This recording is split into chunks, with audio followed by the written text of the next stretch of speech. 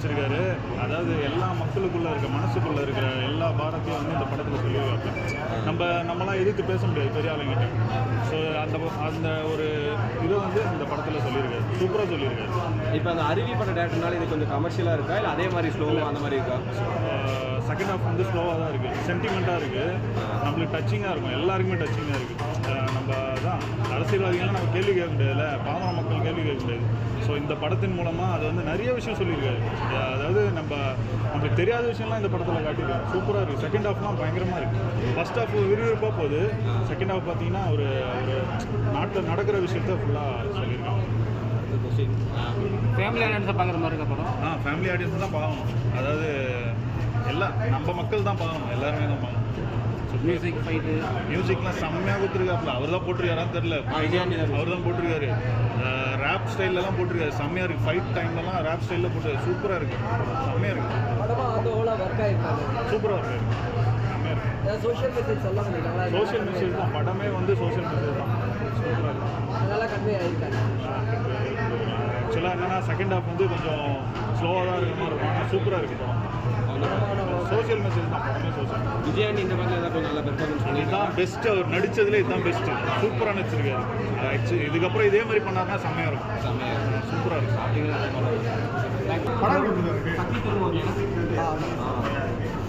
எப்படி கொஸ்டின்ஸ் கேளுங்க. படம் எப்படி இருக்கும்?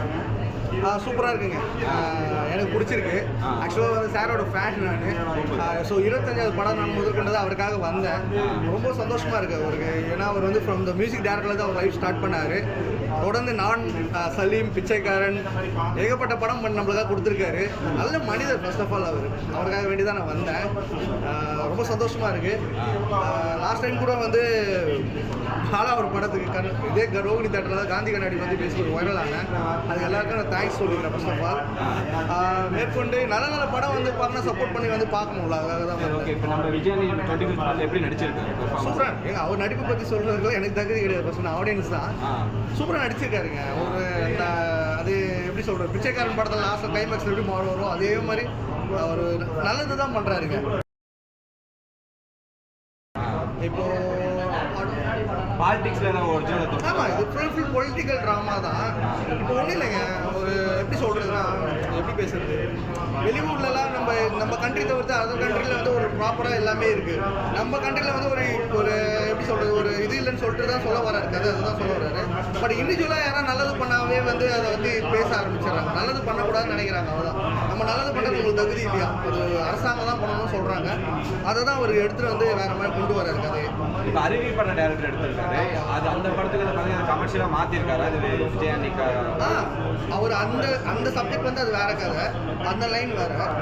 விஜயாண்டி சார் வச்சு பண்ணும்போது என்ன எப்படி ரீச் ஆகும்னு சொல்லிட்டு அதுக்கு ஏற்ற மாதிரி தான் எடுத்துருக்காரு. ஏன்னா பிகாஸ் அது மட்டும் அவர் ப்ரூவ் பண்ணியிருக்காருல்ல. நான் அப்புறம் எல்லாம் சலீம், பிச்சைக்காரன்லாம் சொல்லவே முடியாது. நிஜமாவே நம்ம எவ்வளோ தான் 1000 கோடி வச்சுருந்தாலும் சரி, பெரிய மனுஷனாக இருந்தாலும் சரிங்க, எல்லாரும் ஒரு விஷயத்துக்கு நம்ம பிச்சை எடுக்கிறோம், ஓகேங்களா? அதை வந்து ஒரு பெத்த தாய்க்காக தான் எடுத்தார். அதுதான் அந்த கதை அவரே சொன்ன ரீசனில். ஸோ அவர் அந்த ஓப்பனாக சொல்கிறது கூட அவருக்கு இதில் ஆனால் சொன்னார் அவர். அதுதான் அவரோட நல்ல ஒரு ஹியூமனிட்டியை காட்டுது. பொலிட்டிக்கல் ரெவல்யூஷனரி மூவிஸ் இது விஜய் ஆண்டனி அவர்களுடையது. நல்லா பண்ணியிருக்காரு.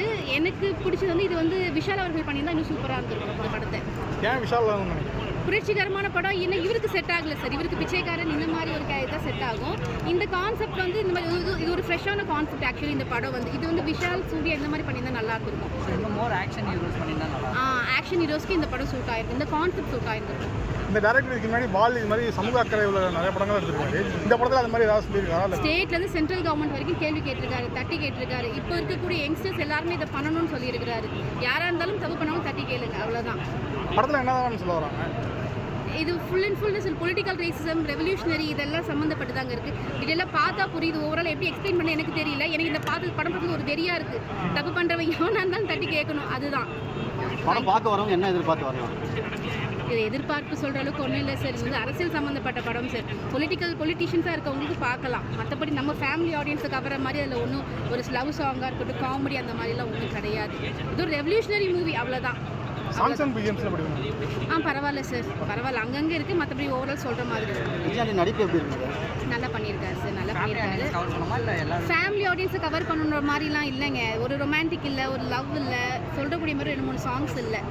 சும்மா பார்க்கலாம். ரெவல்யூஷனரி மூவி, நல்ல ஒரு ட்ரை பண்ணியிருக்காரு. டைரக்டருக்கு நல்ல ஒரு வாழ்த்துக்கள் சொல்லலாம். அவருக்கு ஒரு பெரிய ஃபியூச்சர் இருக்குது. இன்னும் ஃபியூச்சர் ஃபிலிம்ஸ் நிறைய பண்ணலாம். அவ்வளோதான். தேங்க்யூ.